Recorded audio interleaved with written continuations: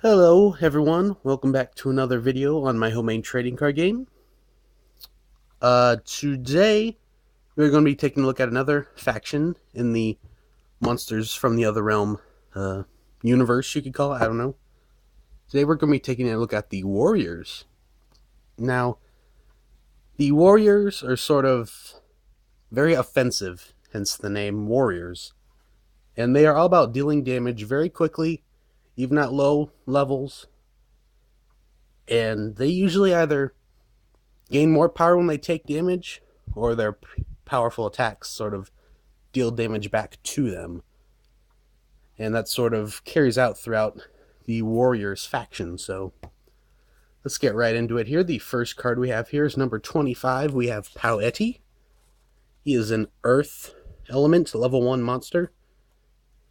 And his ability is Rage. For every point of damage this card is taken, its damage increases by 1.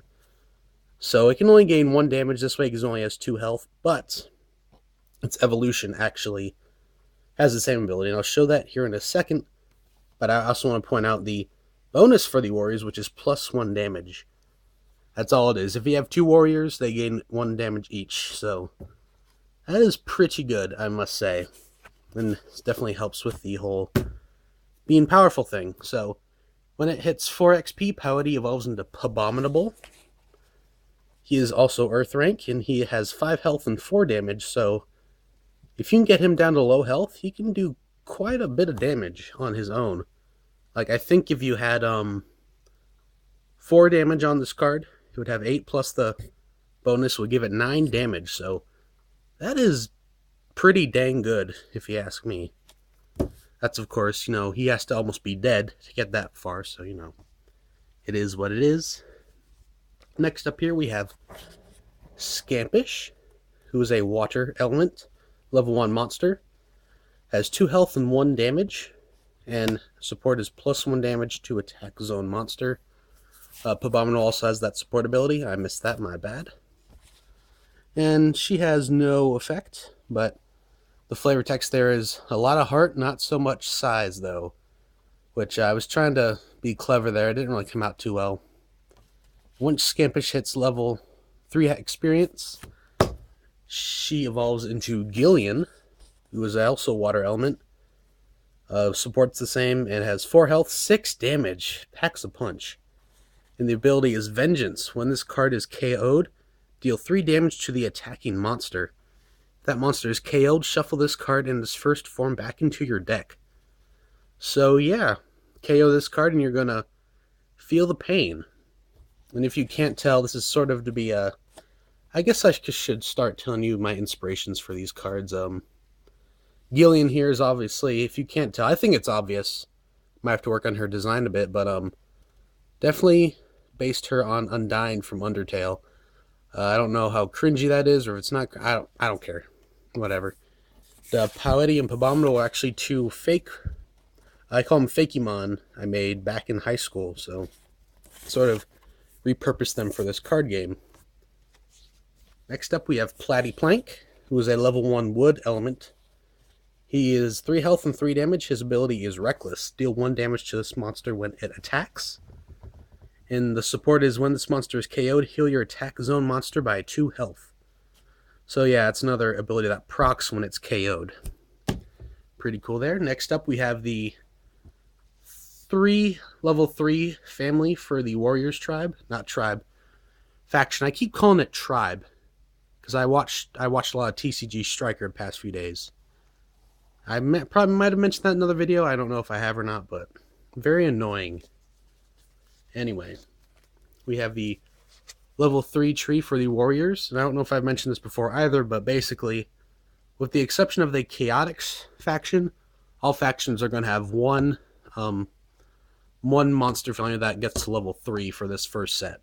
But since Chaotix revolves around leveling up cards, they actually have 2 of those. So a bit of trivia there if you didn't notice that yet. I don't know why you would. There's only been 2 faction showcases. This is the 3rd one. Anyway, here is Very Cute. He is a level 1 typeless monster. No ability, no support. He has 2 health and 2 damage. And he is very cute. When he hits 4 experience, he levels up into Berry Plush. I don't like this design at all. I need to redo it, but I'm not sure what to do with it. He has 5 health and 3 damage, and his support is +1 damage to attack zone monster. A lot of warriors have this because it just adds damage, and they like damage. I'm not sure what else to say there. When Berry Plush hits 6 experience, he evolves into Berry Mean, who is a very mean card. He is typeless, so he is very tanky because he has no elemental weakness. And he has 10 health and 8 damage, so that is insanely good. Probably, I think, the highest stats out of any level 3 monster. I'm not sure.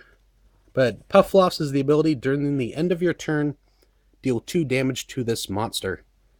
And the support ability is when this monster takes damage from its ability, your AZ attack zone monster gains +1 permanent damage. So basically, until they're removed from play or killed, they just gain +1 damage permanently. So Berry Mean's a really good card. Just sort of, I don't know, he's very versatile, I'd say, because he can either just demolish faces in the attack zone, or you can put him in your support zone.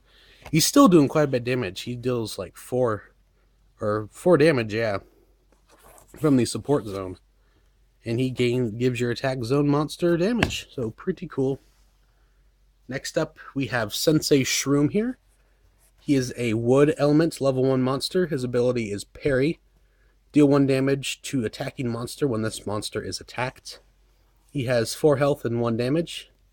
And his support ability is when your attack zone monster would be attacked, flip a coin.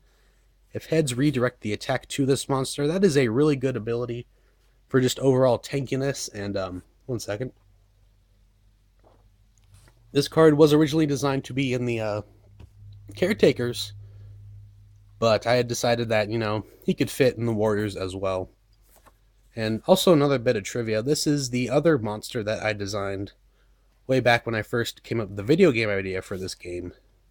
He was the second one I designed, the first one being Jacko, so yeah, there he is in card form. Next up, we have an Earth Element level 1 with no ability. So this is one of the few cards, if not the only one in the game, that has no ability at their final level. And she has, this is Grundiclops. I don't know if I said her name or not. But she has 5 health and 3 damage, which is really good for level 1. Excuse me. And the reason she has those stats is because I figured if you have no ability, you might as well give her good stats. And I don't know if this is going to sound really weird or not, but basically, what am I going to say here? Yeah, I dreamt about like a really weird, like pink Cyclops chasing me in a dream one time. Well, a few weeks ago, actually. And so I woke up and I drew sort of like a design for it, and I turned it into a card. That's, I don't know, but as they say, inspiration is everywhere. Anyway, the support ability is when your AZ takes damage, deal 1 of the damage to this monster instead. Which seems like a Caretaker's ability, but it's here on Grundiclops anyway. That's card number 34. Lastly here, we have M4RV, or Marv. He is a metal type. Level 1, his ability is Bounty Blaster. He gains +2 damage when he is in the attack zone and he attacks the enemy attack zone. So, pretty cool. He has 3 health and 1 damage, no support. And he evolves at 3 experience. And when he levels up, he evolves into M4RV2, or Marv2. He's still metal type. He is a 6 health, 3 damage, and he has the same ability, so he's pretty good. Pretty good card. I'd like to redo this art. Like, I think it'd be really fun to draw for, like, just, overall explosions and just, he could look really cool, I feel. And his ability is -1. His support ability is -1 damage to the opposing attack zone monster. So, pretty cool there. So, next up, I will show you the human card or effects. I'll show you the human card. Here is Yoshi. He is a Kung Fu master with no shirt underneath. There's a chest hair. He has 20 health. His passive is Revenge. When a monster you control is KO'd, grant a monster you control +3 damage during your next turn. So that combos really well with the warriors, because your warriors are going to be getting KO'd a lot because they, hit themselves, or they have abilities that proc when your cards are KO'd, so not bad, really. And this first ability costs 2 action points, or action tokens, whatever you want to call them. It's called Ancestral Blessing. Select one monster on a field. That monster deals an additional damage this turn. Very standard, a little weak, maybe, I'm not sure. Next one is Gut Punch, costs 3. And the way I imagine this is, since he's a Kung Fu master, Yoshi would just say, screw this, I'm just going to attack the monsters myself. So, deal 2 damage to a monster. Ignore support effects and equipment cards. Just deals pure damage. And that monster also loses 1 experience point. So, that can be used to screw up your opponent's plans or whatever. So pretty cool there. There is Yoshi. So next up here, we have the effect cards for the warriors. So first up here, we have Meteor Shower. Deal 1 damage to all active monsters. So sort of like an area of effect nuke. Just deal 1 damage to everyone. And this can be used to, proc some abilities, like for example, Powetty and Abominable. If they, want them to deal extra damage, just use this, and also softens your opponents up, so pretty cool there. Next up, we have Pirate Cutlass. Equip monster gains +2 damage. Pretty standard. It's equipment card. Not much else to say there. Next up, we have a really good card, in my opinion. Equipped monster does not lose damage when attacking from the enemy's support zone. I mean, when attacking an enemy's support zone, this is Hunter's Bow. It's an equipment card. So let's say, where's that card here? I just had it. I had it. It's on the bottom, isn't it? No, not quite. I don't know, but let's say you have, an 8 damage attack zone monster.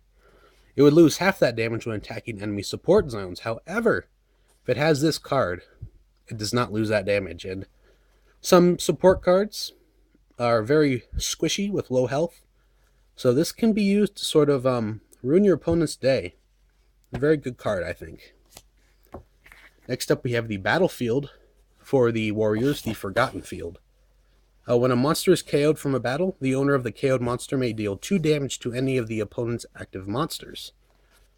So again, this combos really well with Yoshi's passive and I think Gillian's ability. But of course, the downside is your opponent can also use this when they get KO'd. So you can use it, but they also use it, so kind of a double-edged sword that way. But yeah. Next up, we have Arms Dealer. I don't really like the artwork for this. It was supposed to be kind of like a bat type thing, sort of using like his wings to sort of show off the weapons or something. I don't know. But it's a very simple action card. Search your deck for an equipment card, reveal it, and add it to your hand, then shuffle your deck. Just sort of helps for consistency's sake. Not much else to say there. Next up, we have Spiky Helmet. And when the equipped monster would be attacked, deal 1 damage back to the attacking monster. It's an equipment card. And when the equipped monster attacks, flip a coin. If heads, deal 1 damage to it. So basically, this sort of makes your opponent sort of wary about attacking you. It can also damage you if you so choose to help sort of proc those effects for damaging your cards. Not much else to say there. I don't know why I like doing this. Anyway, sorry. Last but not least, for the effect cards for the warriors, we have No Such Thing as Luck. I have a die there being crossed out. That's, yeah. Not very impressive artwork. Costs 3 action points. And when a card asks for a coin flip, you may instead play this card to select the outcome you want. So that is pretty good, because a few of the warriors cards, and really other factions as well, have this. And this can be very, very useful, especially if you need something to proc. Like, say, for example, Sensei Shroom's ability. When he's attacked, you may flip a coin to redirect the attack to him if you get heads. But if you play this, you can be like, okay, attack Sensei Shroom. That's all. And yeah, very useful, but it is expensive. It costs 3, you get 5 per turn. So that can be something you need to think about. But yeah, that was the Warriors faction. I hope you all enjoyed that. As always, if you have any questions or want to tell me I smell like beef and cheese, just leave a comment down in the comment section. If you liked what you saw, be sure to stick around, because next time we will be going over the next faction, which will be the Peacekeepers. So, thank you all for watching. I probably said that already, oh well. I hope you all have a great rest of your day.